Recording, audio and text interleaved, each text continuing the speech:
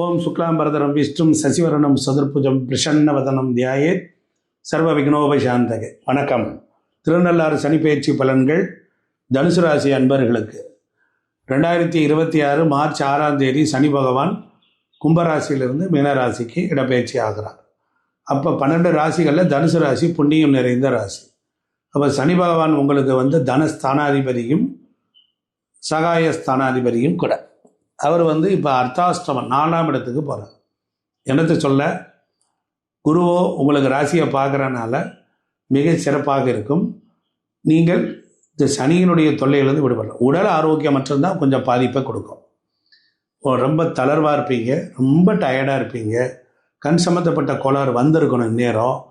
கண் பார்வைகள், இடது கண் சம்மந்தப்பட்ட பார்வைகள், சுக்கிரன் மேலே சனி போகிறனால அப்போ பார்வை ஒளியில் பிரச்சனை இருக்கும். கண் சம்மந்தப்பட்ட கோளாறு, அதுபோல் உடலில் பொறுத்தளவில் செரிமான தொந்தரவு, அஜீரண கோளாறுகள், பேக் பெயின், தலைவலி, உடம்பே சுமையானது மாதிரி இருக்கும். ஸோ அதனால் சுகஸ்தானங்கள், மன உளைச்சல் இருக்கும், நிம்மதி இருக்காது. குழந்தைகளை பற்றிய கவலைகள் இருக்கும்.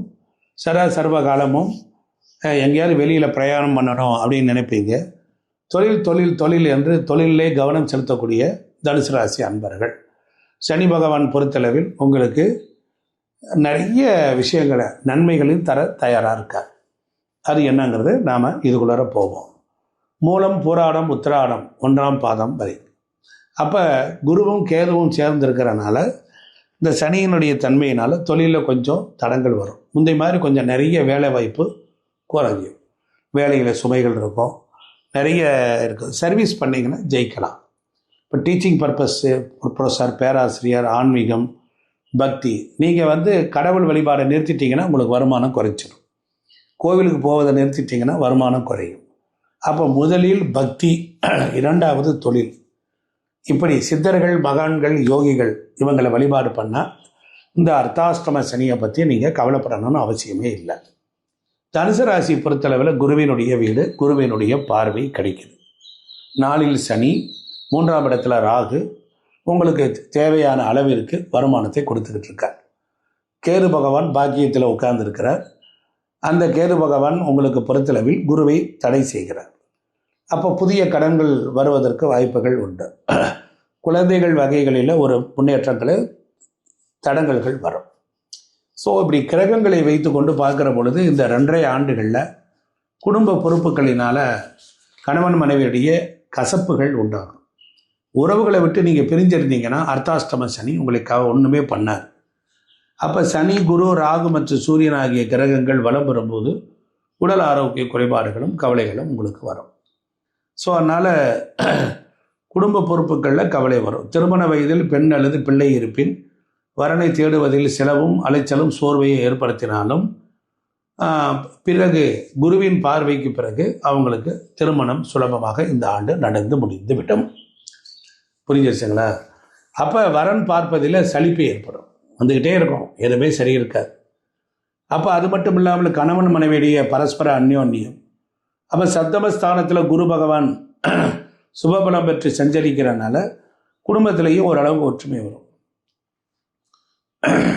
விவாக வயதில் உள்ள பெண் அல்லது பிள்ளை இருந்தால் நல்ல வரன் அமையும். 3 மாதத்துக்கு அப்புறமேல் கல்யாண பிள்ளைகளுக்கு ஆகிடும். குழந்தை பேர், மகப்பேறு, புத்திர பாக்கியம் எல்லாமே கிடைக்கும். ஏன்னா குரு வீட்டில் சனி இருக்க. அப்புறமேல ஜூனில் இருந்து பார்த்தீங்கன்னா குருவின் பார்வை சனி மேலே விழுந்துடும். அப்போ அது மட்டும் இல்லை, உங்களுக்கு வாழ்க்கையில் வெளிநாடு, வெளி உத்தியோகத்திற்கு போகலான்னு முயற்சித்து வர்றவங்க பெண் குழந்தைகளுக்கு வெளிநாட்டு மாப்பிள்ளை அமைக்கும், வெளிநாட்டில் வேலை கிடைக்கும், வெளிநாடு சென்று படிக்கக்கூடிய வாய்ப்புகள் கிடைக்கும். இதெல்லாம் சாதகமாக இருக்குது. உறவுகளை விட்டு பிரிஞ்சாச்சுனாலே சனி அப்படியே அள்ளி கொடுத்துருவார். சனி சூப்பராக காயை நகர்த்துவார். ஒரு சிலருக்கு வீடு மாற்றம் ஏற்படும். சொந்த வீடு அமைவதற்கும் சாத்தியக்கூறுகள் நிறைய உண்டு. ஒரு பழைய வீடை விலைக்கு வாங்கிறதுக்கு வாய்ப்பு உண்டு. வண்டி வாகனங்களில் கொஞ்சம் ரிப்பேர்கள்லாம் வராமலாம் போகாது. கொஞ்சம் பழைய வண்டிகளை வாங்கி வேலை பார்த்து செலவு பண்ண வரும். சனினா பழைய பொருள், பழைய வண்டிகள் எல்லாம் விற்கக்கூடாது. அதை விற்றுட்டு புது வண்டி வாங்கினீங்கன்னா பிரச்சனையில் மாட்டிக்குவீங்க. அப்போ ஏற்கனவே இருக்கிற பழைய பொருள் பழைய வாகனங்களை நீங்கள் பராமரித்தால் சனி அதன் மூலியமாக தொழிலை அள்ளி கொடுப்பார். அப்போ ஜீவனகாரகனான சனி பகவான் சுக்கிரனோடு சேர்ந்து அர்த்தாஷ்டக ராசியான மீன ராசியில் சஞ்சரிப்பதனால மேல் அதிகாரிகளின் ஆதரவு, பணிகள், உற்சாகத்தை அதிகரிக்கும். சூப்பராக இருக்கும். அதிலெல்லாம் ஒன்றும் பெரிய துன்பம்லாம் வராது. அவன் இப்படி சொல்கிறான் இப்படி சொல்கிறான், அதெல்லாம் நடக்காது. நல்லதே நடக்கும், நல்லதான் நடக்கும். தனுசு ராசிக்காரன் அமோகமாக தான் இருப்பான், எழுதி வச்சுக்கோங்க. நீங்கள் நெகட்டிவாக பாயிண்ட் போட்டாலும் கவலை இல்லை, உண்மையிலேயே ஜெயிக்கிறீங்க. எல்லா பேரும் உங்களுக்கு ஒத்துழைப்பாங்க. வெளிநாடு சென்று வர பணி விருப்பம் பண்ணுறவங்க போயிடுவாங்க. புதிய வேலைக்கு முயற்சித்து வரவங்களுக்கு வேலை கிடைக்கும். சனி பகவான் பூரண சுப பலனை தருவார். ஏன்னா சனியை குருவாக மாறிடுவார். நிறைய பேருக்கு சில விஷயங்கள் ரொம்ப நெகட்டிவாக சொல்லுவாங்க, அதெல்லாம் கிடையவே கிடையாது. வெளிநாடு போய் வேலைக்கு போகலான்னு நினைக்கிறவங்க, ஆர்வம் இருக்கிறவங்க இப்போ முயற்சி பாருங்கள், காத்திருக்கும். சடக்குன்னு விசா கொடுத்துருவான். தொழில், வியாபாரம், வர்த்தகத்துறை அதிகாரம் படைத்தவன் சனி பகவான். அதனால் சுபபலத்தோடு சஞ்சரிக்கிறனால சுக்கிரன் மற்றும் ராகுவும் அனுகூலமாக இருக்குது உங்களுக்கு. இப்போ 3 ராகு, 4 சுக்கிரன், 4 சனி. வர்த்தகத்தில் உள்ளவங்களுக்கு நல்ல லாபம் கிடைக்கும். நீதி நேர்மையோடு இருங்க. சனியை பற்றி பயப்படணும்னா எதற்கு பயப்படணும் ஒரு கணக்கு இருக்குது. அதாவது எப்படின்னா, உங்களுக்கு வியர்க்கணும். காலையில் நீங்கள் நிறைய வியாபாரி பாருங்கள், காலையில் வாங்கன்னு நடப்பான். வியர்க்க பணத்தை கொடுப்பான். கை கால்லாம் வலிக்கணும், அந்த அளவுக்கு நடக்கணும்.